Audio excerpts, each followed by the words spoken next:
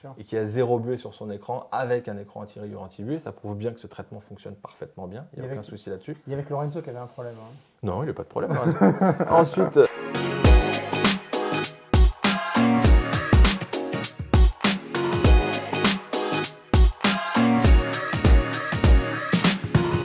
Salut les riders, j'espère que vous avez la pêche. Cette semaine, j'ai invité Antoine, représentant de la marque Shark, à venir nous présenter deux belles nouveautés, le Spartan GT tout à fait. et le Evo ES, C'est exactement donc qui est le modulable de chez Shark. Tout à fait.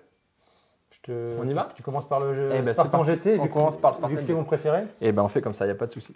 Donc juste avant de vous parler du Spartan GT, je voulais faire en préambule, rappeler un petit quelque chose en termes de nouveauté. Je voulais parler du Racer Pro Carbon FIM. Je voulais revenir sur cette norme-là, vous allez comprendre pourquoi je vous parle de ça après. Ouais. La FIM, c'est une norme qui a été mise en place au niveau des compétitions internationales moto, Fédération D'accord. internationale de motocyclisme, et donc qui a imposé une nouvelle norme pour les pilotes au niveau de leur casque. À titre d'information, Shark est la première marque à avoir obtenu cette certification sur la totalité des tailles de ce casque-là, du Racer Pro FIM que nous commercialisons donc maintenant. Donc voilà, c'était en préambule pour vous reparler de ça, pour l'aspect sécuritaire de Shark, qui est vraiment un des piliers de la marque Shark. La sécurité avant tout, c'est vraiment très important. Et rappeler qu'effectivement, nous avons eu cette certification en premier sur la totalité des tailles de nos casques. Pourquoi je vous parle de ça? Parce que derrière, donc, on va discuter du Spartan GT Carbon. Donc le lien entre ces deux choses, c'est qu'effectivement, toute la technologie qu'on va pouvoir développer pour le MotoGP et ses contraintes qui sont forcément extrêmement importantes. Je dis MotoGP, ça passe aussi par l'endurance, le Superbike et tout ça, toutes ces grandes compétitions internationales. L'intérêt, c'est que toutes ces contraintes nous poussent à avoir des produits qui soient le plus qualitatifs possible, le plus sécuritaire possible. Et toute cette technologie va découler après sur l'intégralité de la gamme Shark, que ce soit un Spartan GT Carbon dont on va parler tout de suite, ou un casque plus entrée de gamme intégral comme un Reedil. Tous ces casques-là vont bénéficier de cette sécurité-là. Donc en préambule, je trouvais un petit peu important de rappeler qu'avant tout, nous sommes des vendeurs de sécurité et qu'on fait ça le mieux possible. Bon, Antoine voulait nous dire qu'il y a un petit bout de MotoGP dans le... J'aime bien, c'est très bien. Voilà. Un petit bout de MotoGP dans ce cas, tout à fait. Ça me plaît parfaitement. Ok. Donc, en ce qui concerne le Spartan GT Carbon, effectivement, donc, nous sommes sur le dernier né de la gamme GT chez nous, donc en complément de ce qui existe déjà, à savoir le Spartan Carbon ou le Spartan classique. L'intérêt, donc là, c'est qu'on va avoir un produit qui va être encore plus haut de gamme. Donc, l'idée, ça a été de retravailler sur quelques petits détails. Avant toute chose, il faut savoir que même s'il s'appelle Spartan, c'est un nouveau casque de A à Z. C'est pas juste on a repris la coque, on a changé 2-3 trucs. C'est vraiment de A à Z un nouveau casque. La coque, les ventilations, l'écran, l'intérieur, tout est nouveau. C'est bien pour ça que je me pose la question de savoir pourquoi vous l'avez appelé Spartan, mais bon. Pour l'identité visuelle, D'accord. pour la famille de produits, mais effectivement, c'est un tout nouveau casque. Donc, ce produit-là va bénéficier aujourd'hui donc ce nouvel écran, qui encore une fois découle de l'écran du Racer Pro classe 1, donc aucune distorsion de vision. Donc, on a vraiment un produit qui est très agréable au niveau visibilité.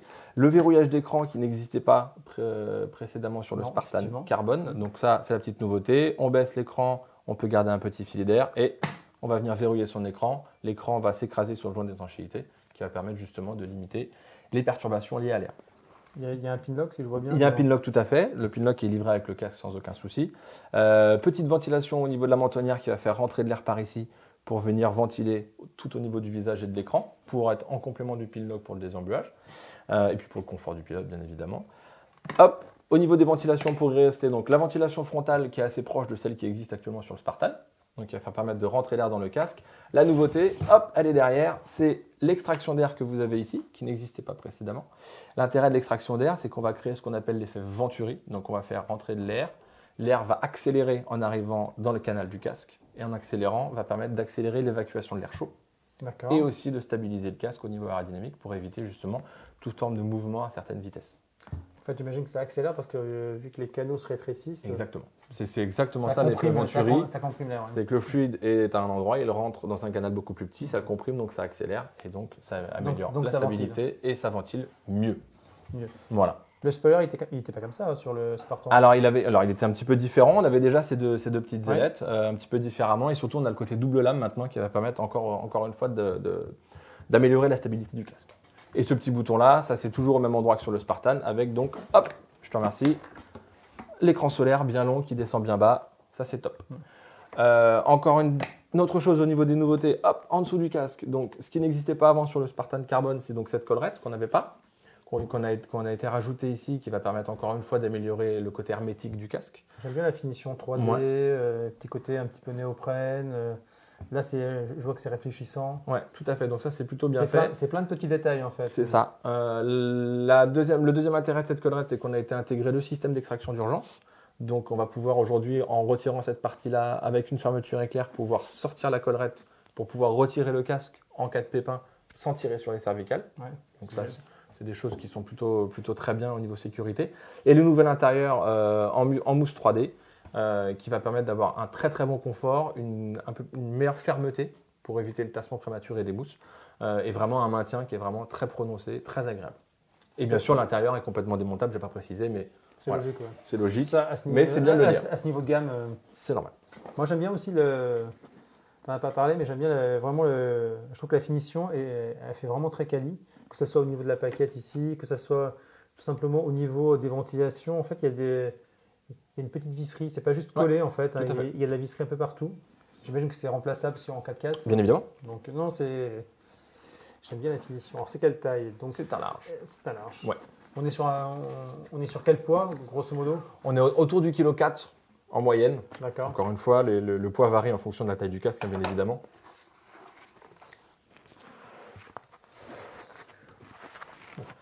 Un petit peu grand pour moi, mais par contre, on sent tout de suite la fermeté des mousses et le maintien. Tout à fait. Voilà. Donc une boucle double D, ça c'est indispensable. Tout à fait. Pour la sécurité, on le rappelle encore une fois. On ne va pas le choper là-haut. Alors, les lunettes, Les lunettes, pas de problème. Le test des lunettes est bon. ça passe comme dans du beurre. L'écran solaire, alors, voilà. au-dessus. Super. Ouais. Il descend bien bas, Il descend très bas. Il recouvre vraiment tout le champ de vision. ça c'est important. Ouais, c'est Il agréable. ne touche pas le nez. Bon, bah ça c'est canon. Ah, le fonctionnement de l'écran, c'est sympa. Ouais, le petit micro-crantage là qui est Ah, très ouais, agréable. Ouais.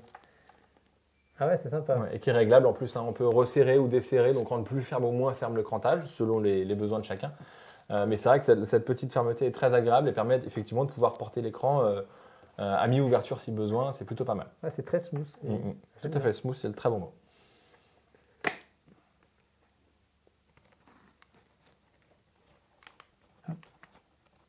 Ah non, je suis pas au bon endroit. Ah, petit est là, voilà, c'est ça. Je l'ai trouvé. Très bien. Ah, il y a un bouton en fait pour ouvrir. Exactement. Voilà.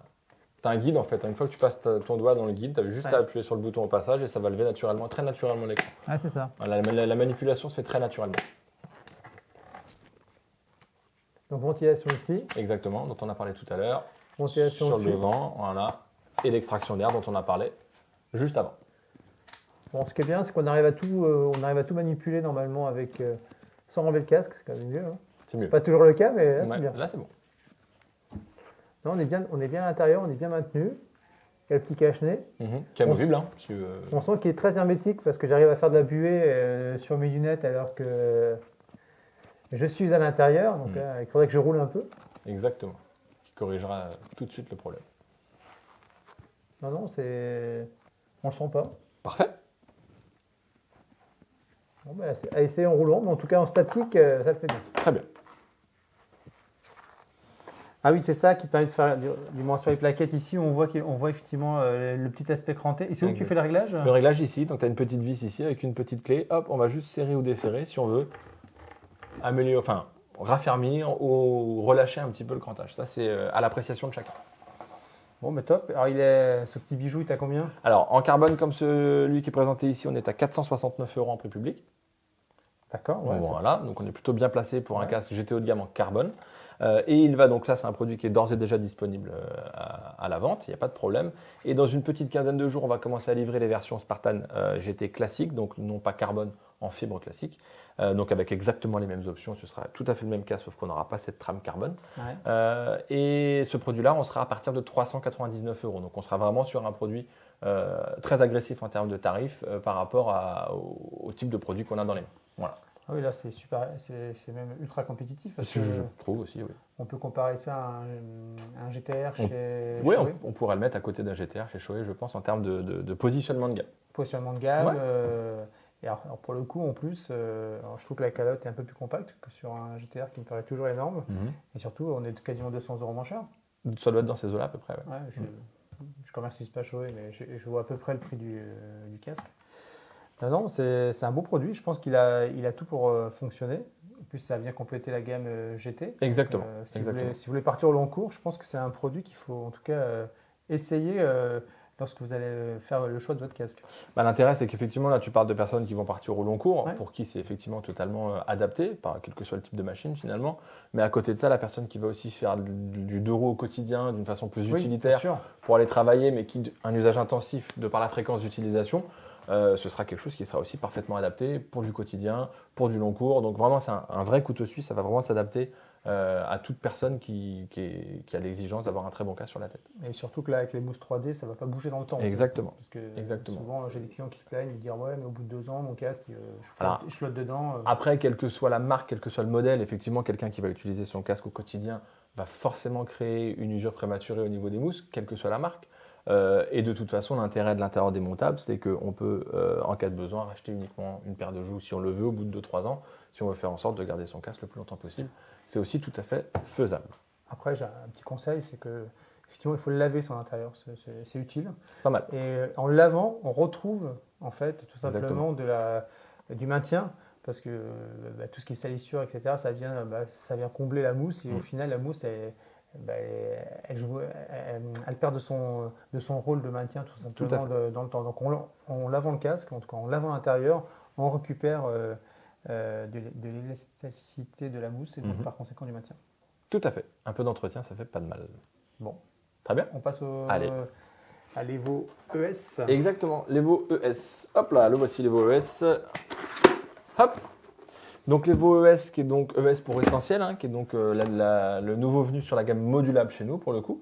Donc clairement, on a sur un produit qui est dérivé de l'Evo One 2, que vous connaissez déjà. Ce produit-là va bénéficier de tous les avantages de l'Evo One 2, le mécanisme, le côté modulable avec la mentonnière qui va venir se positionner derrière, ce qui est quand même à l'usage plutôt très confortable quand on veut rouler en position de jet.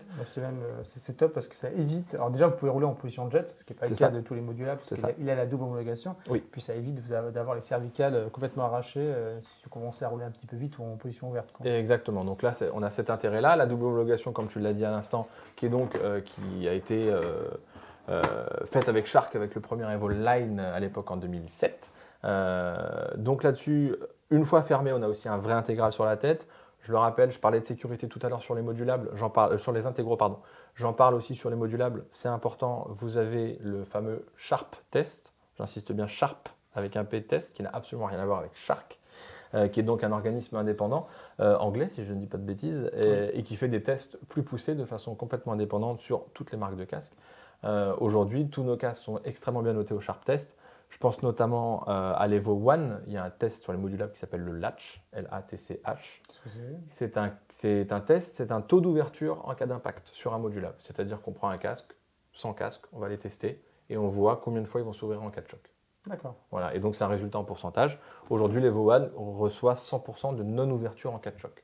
Impressionnant. Donc ça, c'est important, c'est-à-dire que quelle que soit sa mise en défaut, le casque ne s'ouvre pas. Donc on est vraiment en sécurité dans le casque.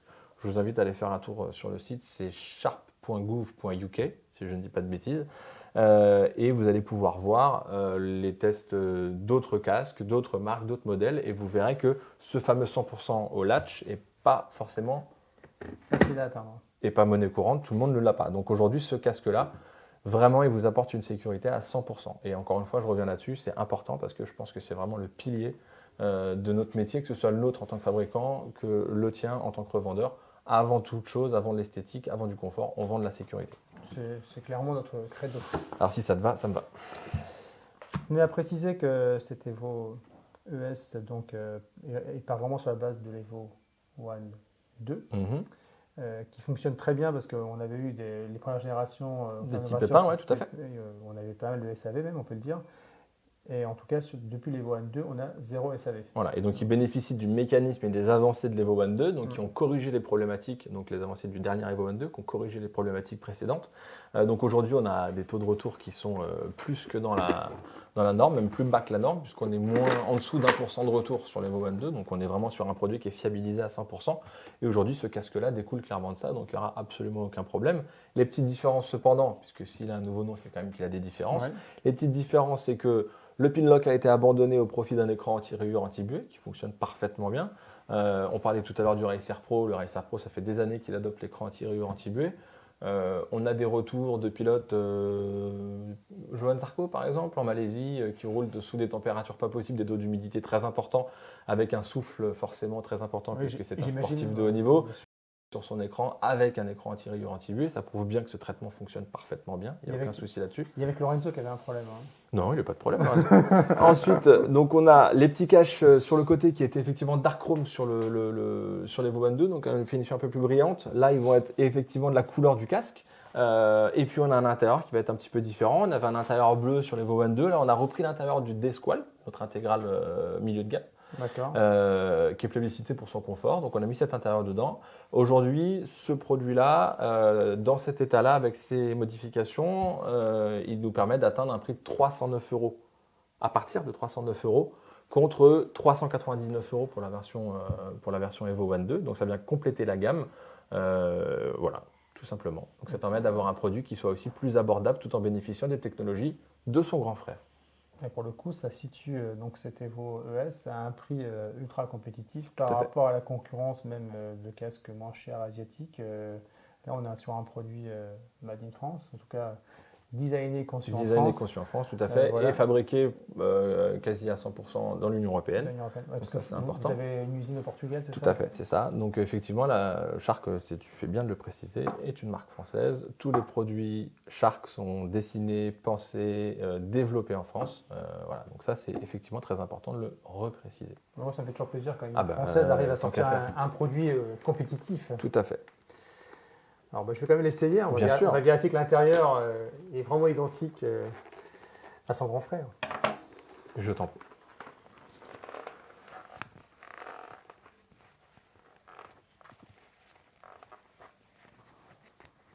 C'est quand même fou le progrès que Shark a fait ces dernières années sur les intérieurs. Sur le fit, ouais. Ouais, sur le fit. Mm. Parce que moi, j'étais très chauvé et je disais toujours à mes clients, je ne peux pas mettre un Shark sur la tête. Parce que bon, ma morphologie n'allait pas. Et aujourd'hui, quasiment tous les Sharks me vont. C'est beaucoup plus, on fait des C'est plus intérieurs universel. beaucoup plus universels. Ouais, Tout à fait. il y a vraiment un progrès qui a été fait là-dessus. C'est-à-dire que maintenant, on part de la tête pour fabriquer un casque, on part de l'intérieur, non mais c'est vrai, on part de l'intérieur du casque et on construit un casque autour de ça. Ouais. Avant, comme la plupart des marques, c'est l'inverse, on part sur une coque et après on construit un intérieur. Là, c'est l'inverse. On part de l'intérieur et on construit un casque autour, ce qui permet d'avoir un produit qui soit beaucoup plus universel. Ouais. Moi, j'adore la fluidité. Maintenant, ça marche nickel. Aucun problème. Ouverture, fermeture, à une main, à deux mains, pas de problème. C'est top. L'intérieur a un bon maintien. Le confort est toujours au rendez-vous. Le confort est au rendez-vous. Hein. C'est bon, ils ne nous ont pas escroqués sur l'intérieur. Non, on est vraiment bien. Et pour le coup, c'est vrai que ça va faire un casque sur le net. Finalement, ça va faire un casque à moins de 300 €. Quoi. Pour certains revendeurs, peut-être, oui. Dès lors que vous avez la carte de fidélité, c'est ça? C'est ça.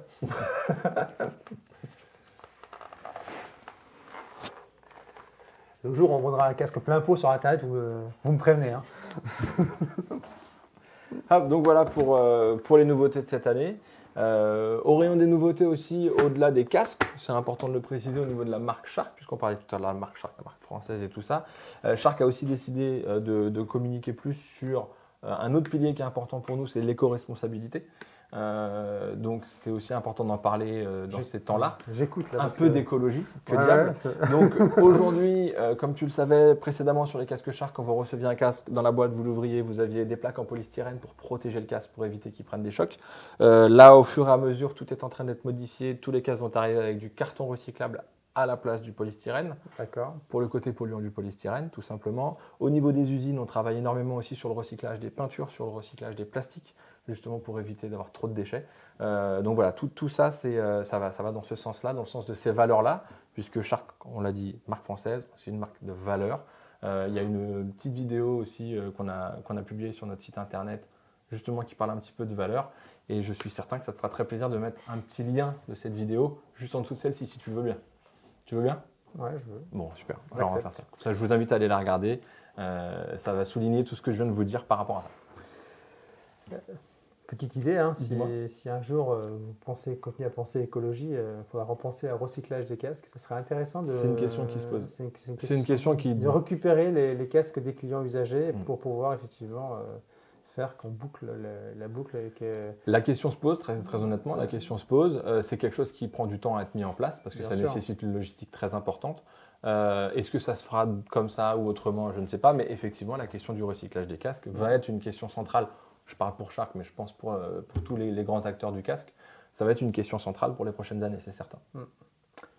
Merci Antoine. Mais merci à toi. J'espère que cette présentation donc, de ces deux nouveautés Shark, donc le Spartan GT et l'Evo ES, vous a plu. Si vous avez des questions, comme d'habitude, vous les posez sur les réseaux sociaux, on y répondra. Et puis je vous souhaite à bientôt pour une nouvelle vidéo. Salut, merci à bientôt. Au revoir.